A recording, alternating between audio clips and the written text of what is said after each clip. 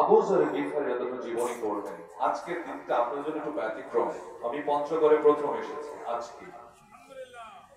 আমার প্রথম এত রাত্রে পারফরমেন্স, যে এত লোক আপনারা আছেন, আমার বিশ্বাস হয়ে গেল এখানে ইমানদারদের ঘাঁটি, এখানে আল্লাহর সংস্কৃতির মানুষদের ঘাঁটি, এখানে দাউদ আলাইহিস সালামের উত্তরসূরিদের ঘাঁটি, মুহাম্মদ সাল্লাল্লাহু আলাইহি সাল্লামের উত্তরসূরিদের ঘাঁটি। প্রিয় ভাইরা, এই জন্য খুব বেশি বেশি ফিল করতে হবে। ধরুন আমি বলি, এখন অনেক রাত, কোন মানুষ যদি আমার গানগুলো শুনে, অনেক চোখের মুরব্বীরা চোখের পানি পড়ছেন, আমি খেয়াল করছি, যদি এই মুহূর্তে কারো মৃত্যু হয়ে যায়, খেয়াল করেন এই মুহূর্তে এই মানুষটি কিছুক্ষণ আগেও ভেবেছে, যেমন আমি যদি বলি 17ই রমজান আমার বড় বোন, যেই বোনটা আমাকে কোলে পিঠে করে মানুষ করেছে, 2 দিন আমাকে ফোন করে বলল, মানে 2 দিন আগে, মারা যাওয়ার 2 দিন আগে আমাকে বলছে, তুমি কবে আসবে, সব সময় তো তোমার ব্যস্ততায় থাকে, এবার তুমি একটু আগে আসতে পারবে না? আমি বলেছিলাম, আপু আমি চেষ্টা করব, কিন্তু কে জানে আমার এই আগে আসাটা, আমার বোন বুঝতে পেরেছিল যে আমার ভাইটা তো ঈদের সময় আসে, এবার আমাকে বলছে তুমি কি আগে আসতে পারবা না, তোমার তো অনেক ব্যস্ততা। আমি বলেছিলাম ঠিক আছে আপু, আমি চেষ্টা করব।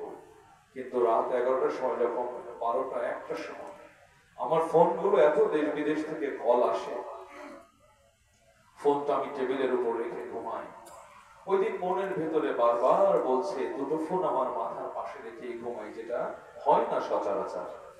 রাত 1টার সময় আমাকে যখন ফোন করলো আমার ছোট ভাই, আমার আপুটা খুব খারাপ, ও কান্না করছে। আমি বলছি তুই আবার সামনে কান্না করছিস কেন, ফাঁকে যা, আপু কষ্ট পাবে। তখন যে আমার আপু পৃথিবীতে নেই আমি জানি। যেই বোন আমাকে বলেছে তুমি কি একটু আগে আসতে পারবা না, আমি কি জানতাম আমার বোন পৃথিবী ছেড়ে চলে যাবে। আমি ঈদের সময় না, আমি যখনই বাড়িতে আসবো, এই পঞ্চগড়ে আসছি, যদি আমি মনে করি যে আমি পাবনা হয়ে ঢাকায় ঢুকবো, আমার বোনটা আমি কি খাই, সেই ছোট মাছ, একটু সবজি, একটু শাক, এইগুলো রান্না করে নিয়ে এসে আমার বাসায় বসে থাকবে। এখন আপনারাই বলুন তো, যেই বোনটা আমাকে কোলে পিঠে করে মানুষ করলো, সেই বোনটা আমার জন্য আর বসে থাকে না, আমার কেমন লাগে? আপনার স্ত্রী আপনার বাসায় বসে আছে, আপনি বাসায় ফিরবেন, আপনার সন্তান অপেক্ষা করছে, বাবা বাসায় ফিরবে, আমার ভাই বাসায় ফিরবে, কিন্তু আল্লাহ আপনার ফয়সালা করে দিয়েছে আপনি বাসায় পৌঁছতে পারবেন না। প্রিয় ভাইরা, এখন যদি এই মুহূর্তে কেউ মারা যান, খেয়াল করেন আপনাকে আপনার বাসায় কি উঠতে দেবে? আপনাকে মসজিদ থেকে খাটিয়ে নিয়ে আসবে,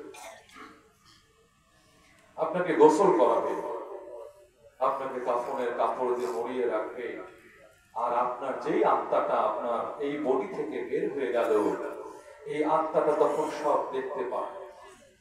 আমি আমার বোনকে যখন কবরে নামাই, আমার অস্থিরতা লাগে, আমাকে এত আদর করলো, এত ভালোবাসা দিল, আমাকে 2 দিন আগে ফোন করলো, আমি সেই বোনকে মাটির ভেতরে রেখে চলে যাচ্ছি। কেমন লাগে যে আপনজন হারিয়েছেন সেই শুধুমাত্র বুঝতে পারেন, ঠিক না বলে?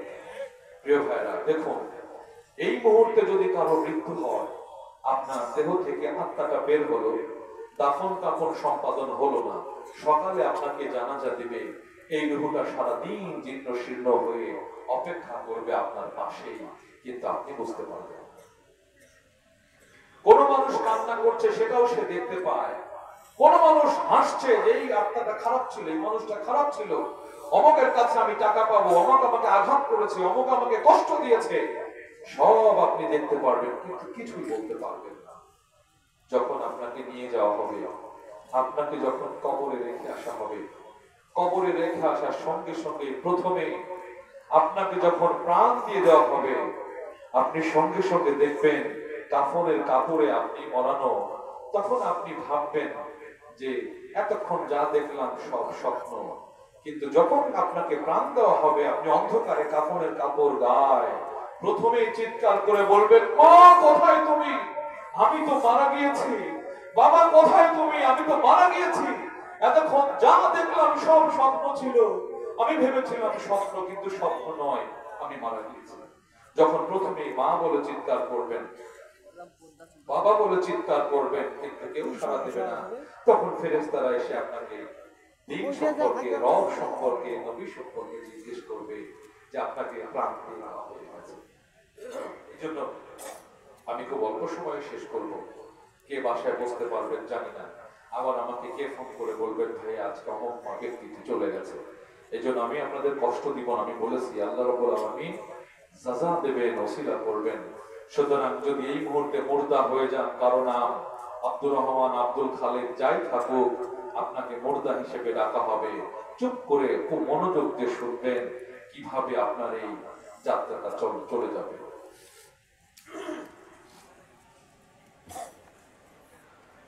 মুর্দায় কান্দা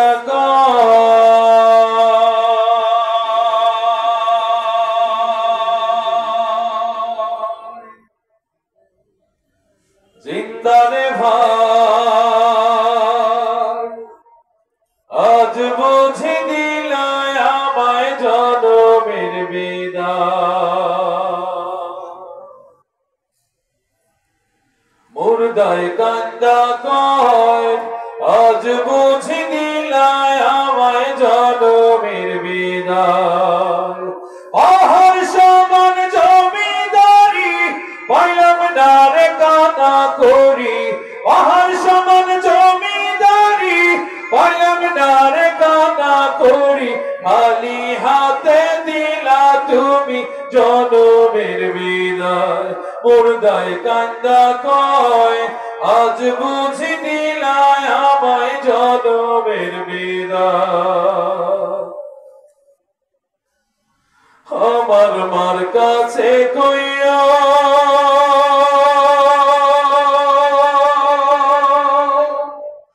আমার বাজান রে কইও, আমার মার কাছে কইও আমার বাজান রে কইও। আমি ওই নয়নধার কবরে থাকবো কেমন করে রে, ওই নয়নধার কবরে থাকবো কেমন করে রে। আজ বুঝি দিলায় আমায় জনমের বিদায়। মুর্দায় কান্দা কয়, আজ বুঝি দিলায় আমায় জনমের বিদায়। যে জন গোসল করায়, এজন কান্ধে লইয়া যায়। যে জন কাফন পরায়, যে জন কান্ধে লইয়া যায়। তারাই আমার আপন ভাই, তাদের কাছে দোয়া চাই। তারাই আমার আপন ভাই, তাদের কাছে দোয়া চাই। আজ বুঝি দিলায় আমায় জনমের বিদায়। মুর্দায় কান্দা কয়, আজ বুঝি দিলায় আমায় জনমের বিদায়। আহার সমান জমিদারি পাইলাম না রে কানা করি, খালি হাতে দিলা তুমি জনমের বিদায়। মুর্দায় কান্দা কয়, আজ বুঝি দিলায় আমার জনমের বিদায়। ঠিক না বলেন তো? এই ফিলটা রাখবেন। হাদিসে এসেছে কোন সন্তান যদি তার কারণে পিতা এবং মাতা উফ শব্দ দিয়ে করলো, তাকে পাকড়াও করা হবে। এবার দেখুন এই পঞ্চগড়ের মানুষ, আপনারা এখানে হয়তো অনেক বাবা আছেন, সন্তানকে অনেক কষ্ট করে মানুষ করে আজকে চাকরি করে, কিন্তু সেই সন্তান মাস শেষে আপনাকে টাকা পাঠায় না। ঠিক কিনা বলেন তো? এখানে হয়তো এমন বাবা আছেন, সন্তানকে বিদেশে পাঠিয়েছেন, আজকে সে টাকা পাঠায় না, অথচ এই বাবাই আপনাকে হাত ধরে একটা সময় স্কুলে নিয়ে গেছে। ঠিক কিনা বলেন তো? সেই বাবার অনেক কষ্ট। সেই বাবা কি বলে জানেন? বাজান রে, চোখে এখন কম দেখি, বুকে অনেক ব্যথা করে, তুমি আজকে আমারে টাকা পাঠাও না। এই কথাটা বাবা এভাবে বলে। বাজান আমার ওষুধ শেষ, ঘন ঘন কাশি হয়, বুকের বাম পাশে ব্যথা, ঝাপসা দেখি সব সময়, এসব কথা ছেলের কানে যায় না।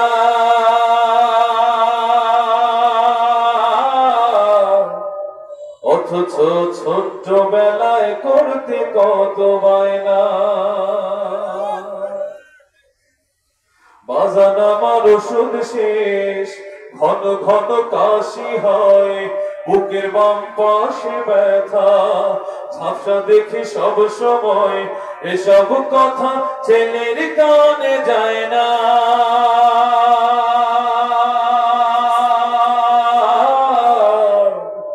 অথচ ছোট্ট বেলায় করতে কত বায়না। আমি এক হতভাগা বাবা,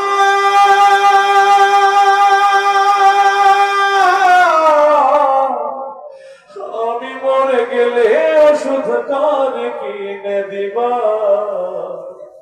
আমি মরে গেলে তুমি কারে বাবা ডাকবা? আমি মরে গেলে ওষুধ কার কিনে দিবা? আমি মরে গেলে তুমি কারে বাবা ডাকবা? মাগো আমার ওষুধ শেষ, ঘন ঘন কাশি হয়, বুকের বাম পাশে ব্যথা, ঝাপসা দেখি সব সময়, এসব কথা মেয়ের কানেও যায় না।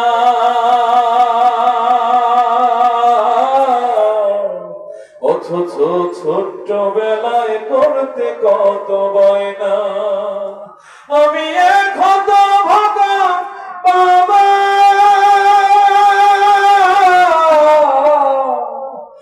আমি মরে গেলে ওষুধ কার কিনে দিবা?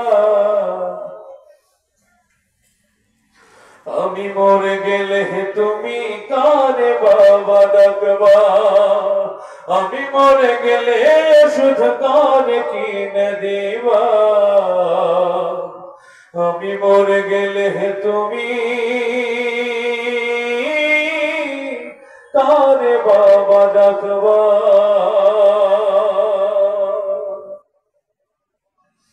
মুরব্বীটা খুব কান্না করছেন, বুঝতে পারি বুকে অনেক ব্যথা। আর আমরা যারা বাবা হারিয়েছি, খেয়াল করেন, মাটির ঘরে বাবাকে শুয়ে দিয়ে এসেছেন, এখন পর্যন্ত মুখ দিয়ে উচ্চারণ করতে পারেন নাই রব্বির হামহুমা কামা রব্বায়ানি সগীরা। জেনে রাখেন, আপনিও মারা গেলে আপনার সন্তানও বলবে না রব্বির হামহুমা কামা রব্বায়ানি সগীরা। এই জন্য যাদের বাবা মা বেঁচে আছে এবং মারা গেছে, সবাই একবারেই কণ্ঠ দিয়ে ধ্বনি তুলুন রব্বির হামহুমা কামা রব্বায়ানি সগীরা। এবার হলো সেই গান, যেই গানের জন্য কিসের হিন্দু, কিসের বৌদ্ধ, কিসের খ্রিস্টান ব্যাকুল হয়ে দাঁড়িয়ে থাকে তারেক ভাই। এই গানটি শুনবো, বাবা তুমি কেমন আছো ছোট্ট মাটির ঘর।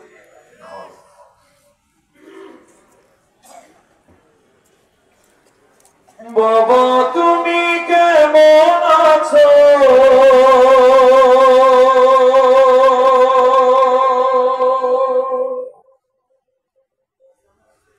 ছোট্ট মাটির ঘরে?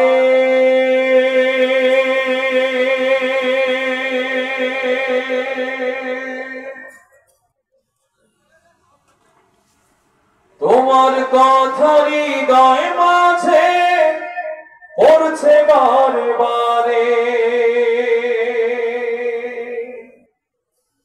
এই বাবাই হাত ধরে স্কুলে নিয়ে গেছে, এই বাবাই নতুন জামাইদের সময় কেনার জন্য বাজারে নিয়ে গেছে, এই বাবাই স্কুলে গিয়েছে আপনাকে নিয়ে, এই বাবাই যখন বাজার থেকে বাসায় ফিরেছে পকেট ভরে আপনার জন্য খাবার নিয়ে এসেছে। সেই বাবা আজকে মাটির ঘরে চেয়ে থাকে, তুমি কি নেক সন্তান হতে পেরেছো? বাবা আজকে ব্যাকুল হয়ে কবরের ভিতরে বসে আছে। বাবা তুমি কেমন আছো ছোট্ট মাটির ঘরে? তোমার কথা হৃদয় মাঝে পড়ছে বারে বারে। বাবা গো বাবা, বাবা গো বাবা,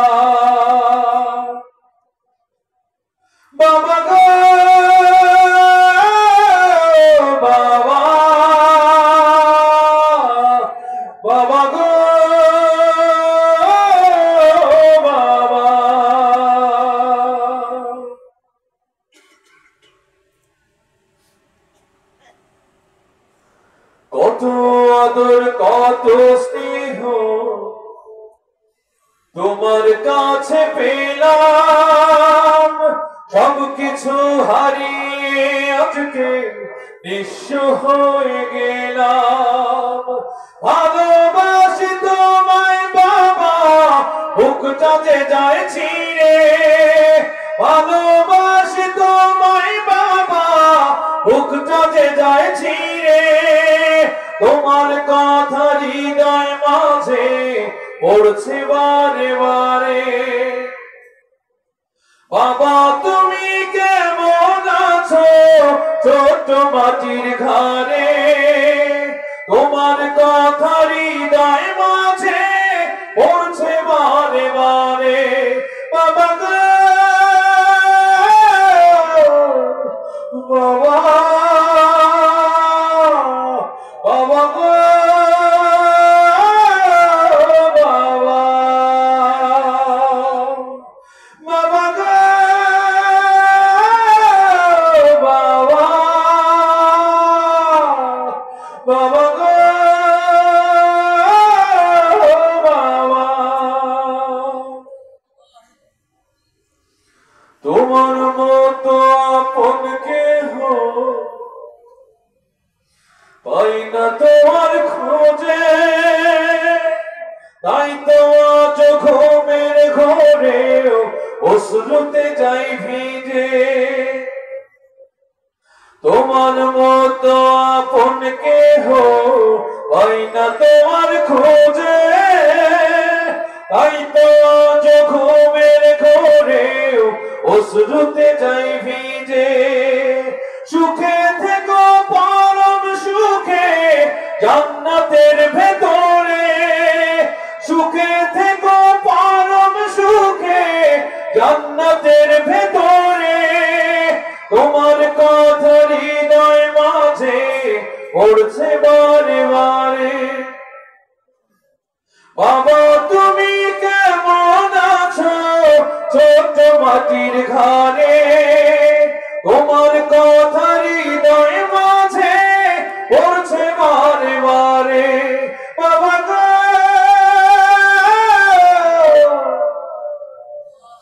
বাবা, বাবা গো বাবা, বাবা গো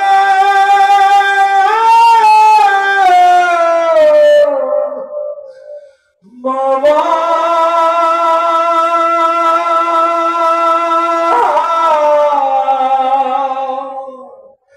বাবা গো